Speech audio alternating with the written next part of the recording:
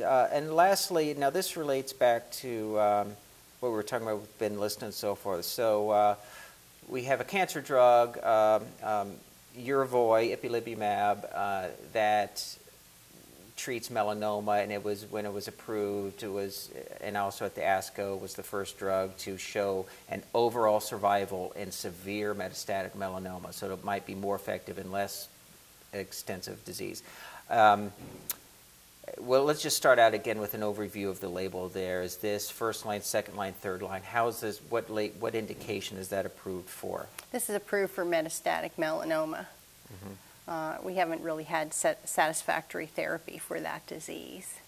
And this drug has shown a significantly improved response for those patients. If someone has non-metastatic, would that be recommended or contraindicated if it's caught earlier? It's not, that wasn't studied, all right. Generally, as you know, surgery and potentially other adjuvant techniques are given for localized melanoma. Okay.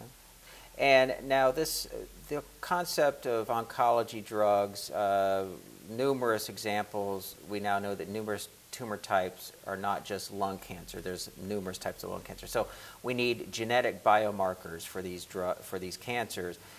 You recently came out with the guidance documents, if you can go over those. So how will a company now investigate a drug as well as a biomarker simultaneously so that they're approved to be used with like a HER2 test with Herceptin or something? So what were those guidance documents, and will we start seeing trials with those? Basically, what we said is that if you're going to approve a drug and that needs a test to decide whether to use the drug or how to use the drug, that we think the test should be approved also.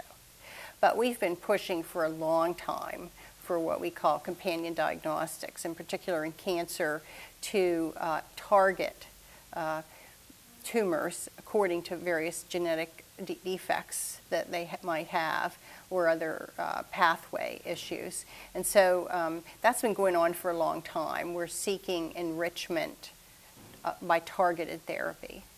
Now, will this be an unusual collaboration between the two different divisions, the medical device, CDRH, and you? How's this going to work? We've worked out procedures with the device center so that, you know, whenever we get a development program that is going to include what's called a companion diagnostic or diagnostic test, then we will involve them immediately. Most of the problems have been actually developing these diagnostic tests that are predictive of response or that pick the right subgroup. I think we'll get better at that over coming years, but that's really been the challenge for companies. And so we haven't seen too many of these targeted therapies till recently, and now they're starting to appear in the literature and in clinical trials. Let's say there's a traditional randomized controlled trial for a drug, and the drug meets efficacy and safety. But let's say the biomarker that was attached with it has some issues. Would that hold up the drug approval, or how might that work? What we said in our guidance is, obviously, if this is life-saving, we're not going to hold back a therapy while the diagnostic is worked up and improved to a manner it could be a commercially marketed test.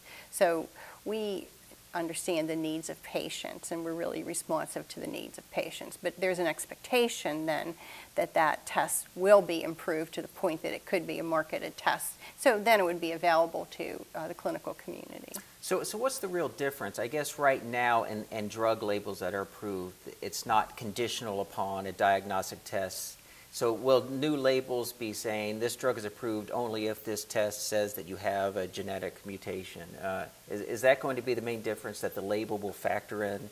Yes, and that is the difference now for some labels. We have an HIV drug that is conditioned on a certain type of receptor, tropism, and so forth. We have a number of cancer drugs like Gleevec that are conditioned upon certain types of mutations or whatever. So we have some targeted therapies now. What we're saying is we're going to see this really ramp up in the future as a result of... That's a good idea. So we have some now, but they came to be in a cumbersome, less efficient way, is what you're saying? Over years, you realized this test was important, but now you're going to try to make it from the start, the test? Or? Well, we'd like to make everyone concentrate on that. For example, when we approved Herceptin, it was a very big scramble to get a test approved at the same time that would identify those people who are HER positive. And there's been problems with the performance and use of that test for a long time. And of course, that's a very important decision. We'd like to make sure the tests are reliable when you're making life-changing, maybe life-depending on decisions based on those test results. You really want to know the right status of the patient and not have a lot of mistakes in the test. Are you finding yourself pushing the industry to do this because they don't want to limit the markets? I mean, the industry has incentives to not want to narrow the indications for a drug. Are you finding or on the other hand, if a drug fails because they enrolled too many broad people, they don't have a drug at all? So is the industry finally getting smart and realizing that they have to incorporate these? Yes, a number of years ago, say 6, 8 years ago, when we first introduced this and starting pushing on it, okay, targeted therapy, we would like targeted therapies, there was a lot of pushback and sort of incomprehension or resistance. Now, there's really the understanding targeted therapy often is more effective and it's less toxic. It's more effective partly because you only are treating people who have a high probability of response, or at least that's the theory, okay? And it's less toxic because you aren't exposing people who have no chance of response, but only can get a bad result. So the development programs are easier. Genentech has said that for Herceptin, they would have had to study 11,000 patients if they didn't use the marker. And they think the treatment effect might have been so small with the dilution that it would be a toss-up whether that drug would have been approved. Very interesting. So we've talked about the ones that have been approved so far.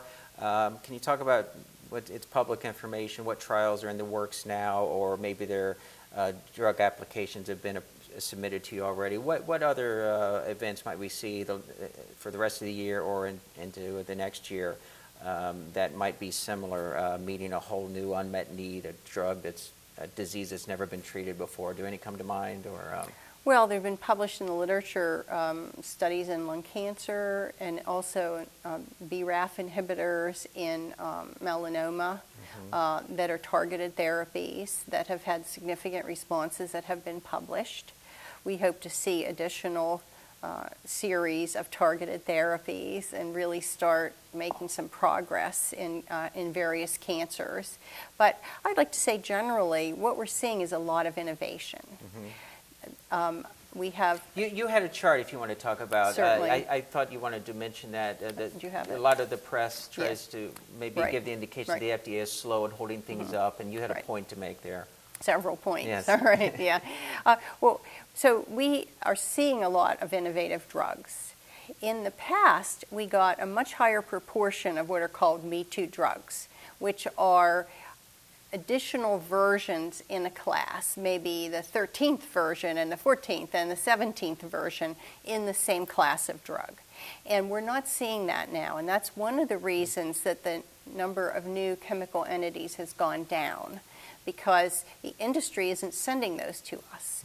And we feel that's because they probably can't market the 10th or 11th drug in a class if it adds no additional benefit. We approved an ARB this year, azilsartan, which is another one in the class of antihypertensives. However, they had done efficacy trials against other antihypertensives in the class pre-market, and we were able to give them a superiority claim on blood pressure. So even for additional drugs in the class, what we're seeing is improvements or new innovations or improved efficacy or safety if these drugs are brought forward. So that's what we're seeing, a lot of innovation. A lot of people have been saying that the FDA is slower than the rest of the world and that are worried that, for example, drugs are getting to patients in other countries faster. In fact, drugs are launched first in the majority of cases in the United States, and we have the data to prove that. In addition, a study was just published in That's Health. reversed from medical devices.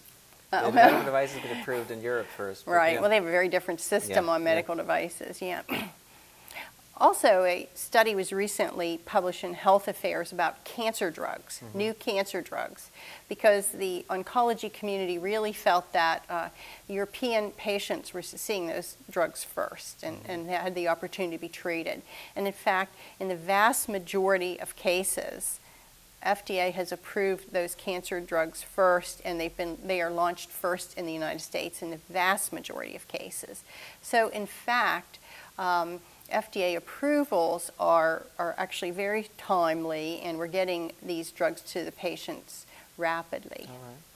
Well, great. Well, we could talk about this a lot more, but thank you for your time once again, and thank you for